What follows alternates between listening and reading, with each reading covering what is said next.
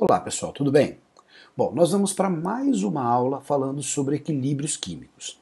Na aula de hoje, nós vamos falar sobre deslocamento de equilíbrios. Mas eu vou dividir ela em duas partes. Na primeira, nós vamos falar dos conceitos e fazer um exercício. E na outra parte, faremos os outros exercícios, ok? Então vamos lá? Vamos começar falando um pouquinho sobre o que é deslocamento de equilíbrio. A ideia de deslocamento de equilíbrio está baseada num princípio chamado de princípio de Le Chatelier, que diz o seguinte: quando se exerce uma ação sobre um sistema em equilíbrio, este se desloca no sentido que produz uma minimização da ação exercida. Tá, vamos entender melhor o que isso significa. Se eu tiver um sistema que está em equilíbrio e eu provocar alguma ação sobre ele, perturbar de alguma forma esse sistema vai sair do equilíbrio, certo? Mas na natureza, tudo tende ao equilíbrio. Então, nesse caso, as concentrações dos reagentes e produtos vão se modificar para tentar fazer com que esse sistema volte ao estado de equilíbrio, ok? Isso é o que a gente chama de deslocamento de equilíbrio. Três fatores podem produzir esse deslocamento. Três fatores são eles: concentração, temperatura e pressão. Vamos lá ver como eles funcionam? Bom, vamos falar um pouquinho do efeito da concentração no deslocamento de equilíbrio. Vamos pegar uma reação aqui onde eu tenho reagentes transformando em produto. Esta reação, reagente, produto, eu vou chamar de reação 1. E a reação inversa, produtos transformando em reagente, reação 2. Afinal de contas, estamos falando de uma reação que é reversível. Para a reação direta, 1, eu posso escrever a velocidade. V1 é igual a K vezes a concentração desse reagente. E para a reação inversa também. V2 igual a K2 vezes a concentração do produto. Por definição, um sistema em equilíbrio é aquele cujas velocidades da reação direta e inversa são iguais.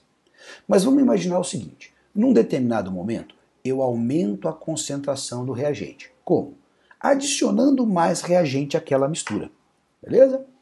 Se eu aumentar a quantidade de reagente, eu estou aumentando, na verdade, a concentração do reagente. E se eu aumento esse número, a consequência é aumentar o valor da velocidade 1. Se eu aumento o valor da velocidade 1, esse sistema vai sair do equilíbrio. Por quê? Porque a velocidade 1 agora vai ser maior do que a velocidade 2. Ok? Bom, qual a consequência disso? A consequência disso é que tem mais reagente se transformando em produto do que produto se transformando em reagente. E isso vai acabar fazendo com que a quantidade de reagente comece a diminuir e a quantidade de produto comece a aumentar. Isso é o que a gente chama de deslocamento de equilíbrio. Bom, vamos dar uma olhadinha nesse mesmo efeito de concentração, olhando agora para esse gráfico aqui. Eu peguei a reação N2 mais 3H2 formando 2NH3. Repare que no início do experimento, o sistema está em equilíbrio. Bom, como é que eu vejo isso? Porque as concentrações dos reagentes e produtos estão constantes. Mas chega nesse ponto aqui, eu adiciono H2, certo? Eu perturbei o sistema, ou seja, eu aumentei a concentração de H2. Quando eu aumento a concentração de H2, lembra, a velocidade da reação direta passa a ficar maior do que a velocidade da reação inversa. Isso significa que mais reagente se transforma em produto do que produto se transforma em reagente. E aí eu vejo exatamente o efeito aqui. A partir desse momento, a concentração dos reagentes H2 e N2 começa a diminuir um pouquinho e a concentração do produto NH3 começa a aumentar. Isso vai acontecendo até que as velocidades se igualem e o sistema entra de novo em equilíbrio, né? Ou seja, as concentrações aqui passam de novo a ser constantes, ok? Vamos agora para um resumo de tudo aquilo que a gente viu, ou seja, aquilo que realmente importa a gente saber, ok? Vamos lá. Se por acaso eu aumentar a concentração dos reagentes, eu vou deslocar o equilíbrio para o lado do produto, ou seja, desloco nesse caso para o lado direito. Isso significa que a concentração dos reagentes diminui e a concentração dos produtos aumenta. Se aumentar a concentração do produto, eu vou deslocar o equilíbrio para o lado do reagente, para o lado esquerdo. Isso significa que a concentração do produto diminui e a do reagente aumenta. Agora, ao invés de aumentar, eu também posso diminuir as concentrações. Se por acaso eu diminuir a concentração do reagente, eu desloco o equilíbrio para o lado do reagente. O que isso significa então? Que no primeiro momento eu vou diminuir a quantidade do reagente, mas para poder o sistema voltar ao equilíbrio, ele vai ter que aumentar novamente a concentração e diminuir a concentração do produto, ok? E se eu diminuir a concentração do produto? Nesse caso eu desloco o equilíbrio para o lado do produto. O que vai acontecer? Eu vou diminuir num primeiro momento a concentração do produto, mas para o sistema entrar em equilíbrio, ele vai se deslocar para esse sentido, aumentando de novo a concentração do produto e diminuindo a do reagente, ok?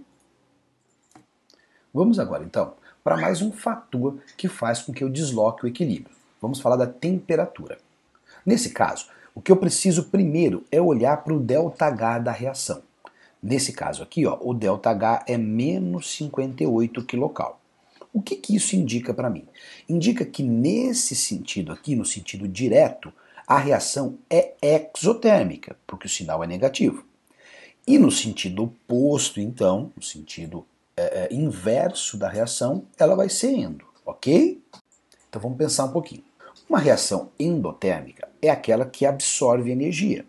Se eu faço um aquecimento desse sistema, eu estou ajudando esse sistema a ganhar calor. Então, o aquecimento favorece a reação que é endotérmica. Por isso, então, o aquecimento vai deslocar o equilíbrio para o lado endotérmico. No caso desta reação aqui, vai deslocar o equilíbrio para o lado esquerdo. Ok? Agora imagine uma reação exotérmica, que é aquela que quer perder calor. Como é que eu posso fazer para ajudar esse sistema a perder calor? Eu posso fazer a diminuição da temperatura. Então, o resfriamento, a diminuição da temperatura, vai deslocar o equilíbrio para o lado exotérmico, que no caso deste exemplo, vai ser para o lado direito, ok? Vamos lá então para o último fator que faz com que o equilíbrio seja deslocado, que é a pressão. Olha, vamos pegar aqui esse exemplo. PCl3 mais Cl2 se transformando em PCl5. Então aqui eu tenho um sistema em equilíbrio, ok?